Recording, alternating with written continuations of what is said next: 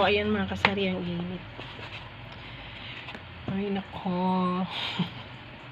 Ang laki ng braso ng kuradang. Pero dead ma. Dead ma ko lang ang laki ng katawan ko mga kasari. Kasi kahit anong diet ko, hindi ako pumapayat. Si Abby nga nagagalit na sa akin kasi hindi ako makain. Sa umaga, ang kain ko 11 na. Tapos, ang kain ko 4. Tapos, pag 4 ng hapon, tapos doon, hindi na ako kumakain hanggang kinabukasan. Tapos, kinabukasan ang kain ko na naman 11. Pag hindi niya ako ayain, hindi talaga ako kumakain. So, pag kumakain siya, ang ginagawa ko, nagkakape lang. Tapos, hindi na ako kakain.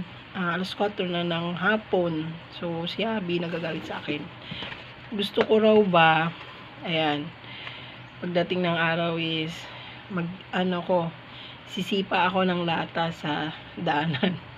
Dahil nalipasan na ng gutom. So, ngayon, ayan, habang wala pang nabili, kanina merong bumibili, kaya lang pa isa-isa. So, okay na yon, at least hindi tayo na 0. So, mamaya po mamimili kami ni Abby at syempre magbibilang ako ng aking milyones. O, diba? Milyones talaga. So, ito yung laman ng aking wallet. Ayan, yung laman ng aking wallet.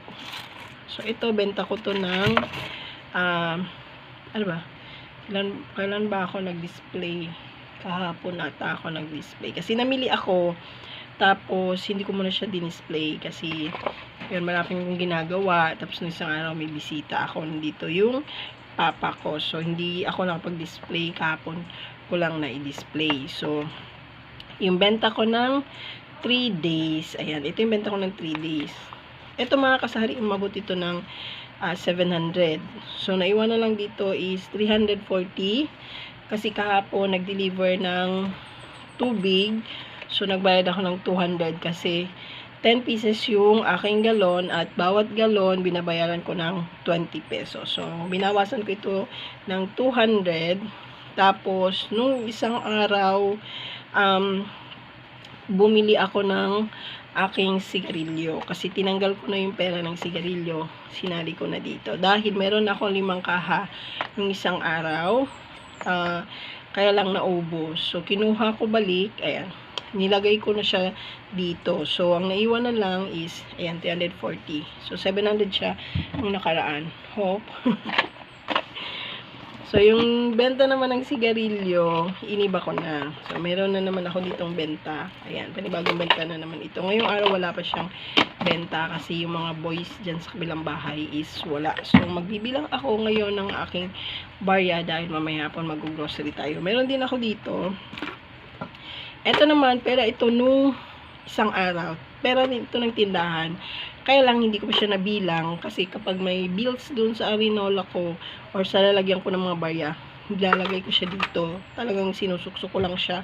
At, hindi ko siya nabilang. Hindi ko siya nalagay dito sa wallet ko. So, ngayon, dahil mag-grocery ako mamaya, bibilangin ko ito kung magkano. So, hindi naman ito marami. Uy, gamay lang man itong benta ng aking tindahan. Masaya na ako mga kasari kapag nakakabenta ako ng 120, 150 a day. So, paulit-ulit ko yung sinasabi sa inyo. Nakokontento ako kahit magkano yung benta ko dito sa aking tindahan. Basta, hindi lang talaga ako na zero. Kahit ganun yung benta ko mga kasari, napapansin nyo naman tindahan ko, may laman talaga. Hindi siya talaga nawawala ng laman. Kasi kapag may pera na ako, ayan, nag-grocery na agad ako. Kahit meron pa akong mga pa-stock-stock, ayan, bumibili ako. Para hindi ako mahirapan sa kalisod kapag maging matumal na talaga yung tindahan ko. So, ngayon, dahil Christmas season, nandito na yung mga bata, ayan, merong benta talaga yung aking tindahan at talagang hindi ako nag-zero.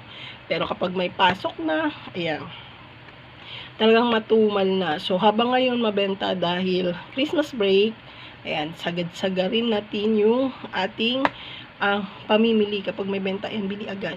Para mai-rolling. Para pag umabot yung mga araw na maging matumal tayo, may laman pa din yung ating munting tindahan.